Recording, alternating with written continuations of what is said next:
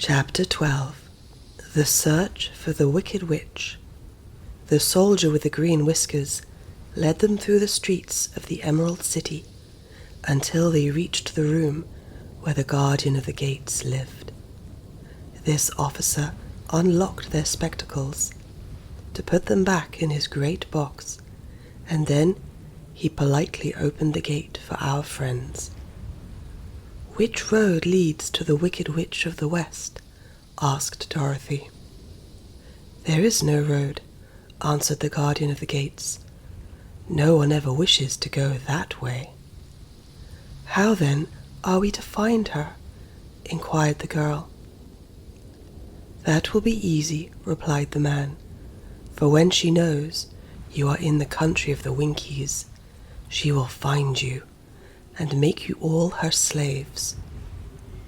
"Perhaps not," said the Scarecrow, "for we mean to destroy her." "Oh, that is different," said the guardian of the gates.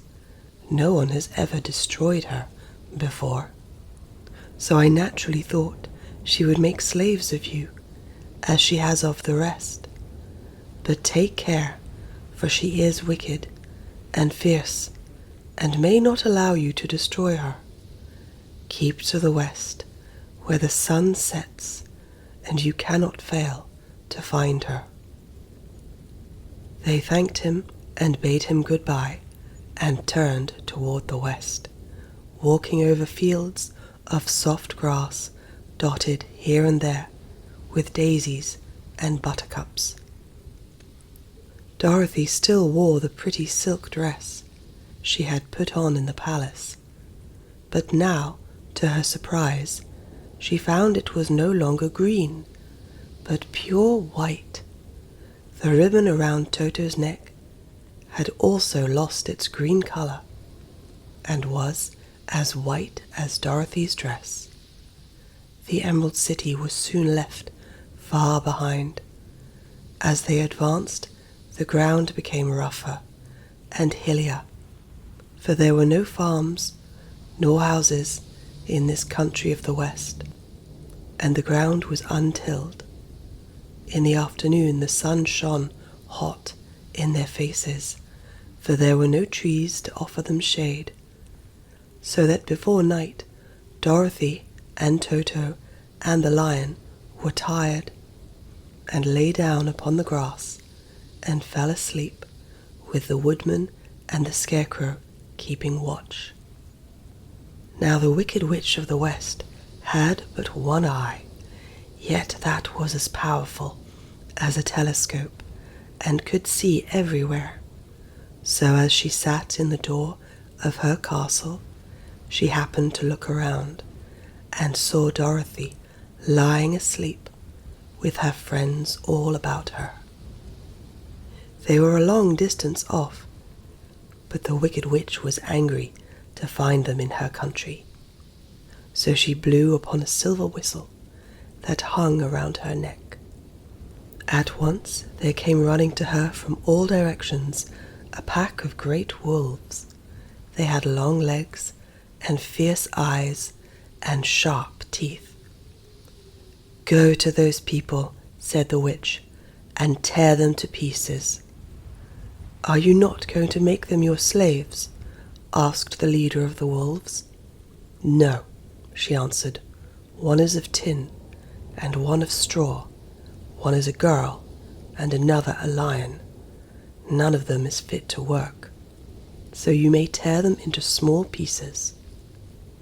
"Very well," said the wolf, and he dashed away at full speed, followed by the others.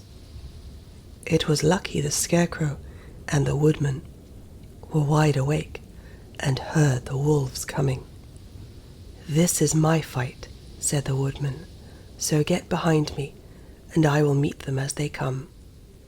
He seized his axe, which he had made very sharp, and as the leader of the wolves came, the Tin Woodman swung his arm and chopped the wolf's head from its body, so that it immediately died.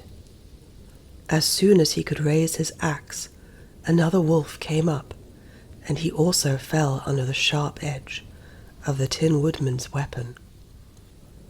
There were 40 wolves, and 40 times a wolf was killed, so that at last they all lay dead in a heap before the woodman.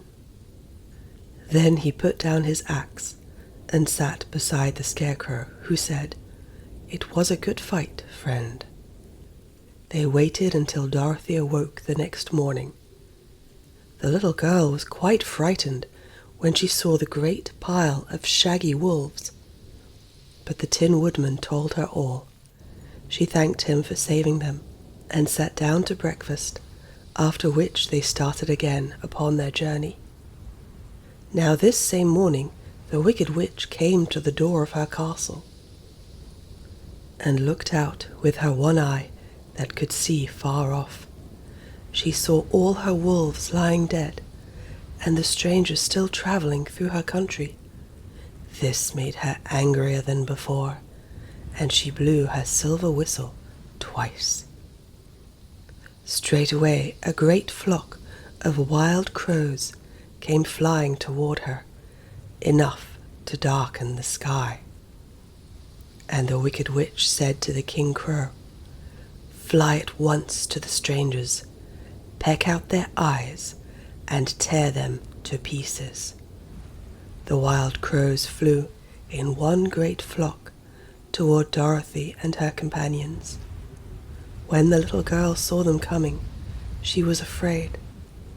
But the Scarecrow said, "This is my battle, so lie down beside me, and you will not be harmed." So they all lay down upon the ground, except the Scarecrow, and he stood up and stretched out his arms. And when the crows saw him, they were frightened, as these birds always are by scarecrows, and did not dare to come any nearer.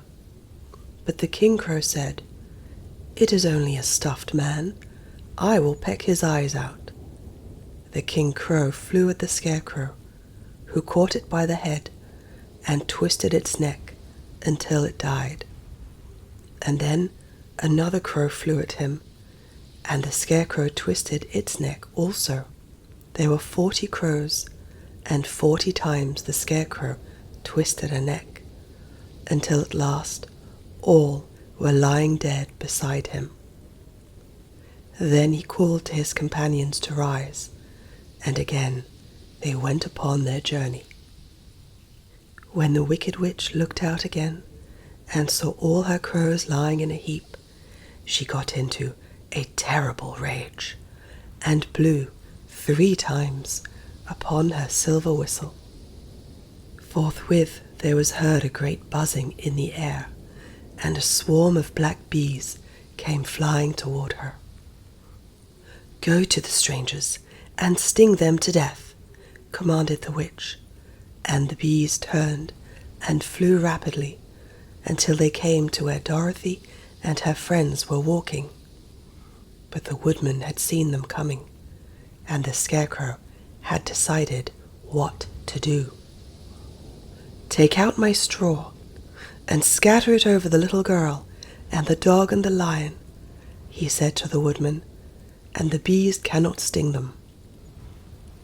This the woodman did, and as Dorothy lay close beside the lion and held Toto in her arms, the straw covered them entirely. The bees came and found no one but the woodman to sting, so they flew at him and broke off all their stings against the tin without hurting the woodman at all. And as bees cannot live when their stings are broken, that was the end of the black bees, and they lay scattered thick about the woodman, like little heaps of fine coal. Then Dorothy and the lion got up, and the girl helped the Tin Woodman put the straw back into the Scarecrow again, until he was as good as ever. So they started upon their journey once more. The Wicked Witch was so angry when she saw her black bees in little heaps like fine coal, that she stamped her foot and tore her hair and gnashed her teeth.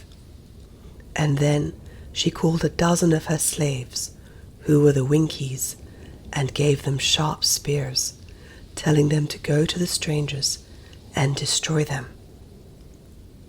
The Winkies were not a very brave people, but they had to do as they were told, so they marched away until they came near to Dorothy. Then the lion gave a great roar and sprang towards them, and the poor Winkies were so frightened that they ran back as fast as they could. When they returned to the castle, the Wicked Witch beat them well with a strap and sent them back to their work. After which she sat down to think what she should do next. She could not understand how all her plans to destroy these strangers had failed, but she was a powerful witch as well as a wicked one, and she soon made up her mind how to act.